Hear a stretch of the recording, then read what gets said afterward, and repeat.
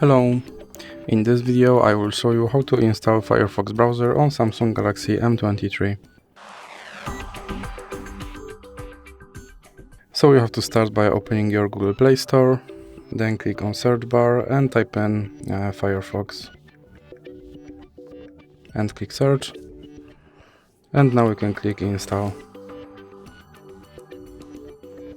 Now you can click open, and here you can choose your default browser, or you can click cancel, and now you can add Firefox widget, or you can click not now, and here you can sign in into your Firefox account, or you can click not now, and now you can turn on notifications, or you can click not now again.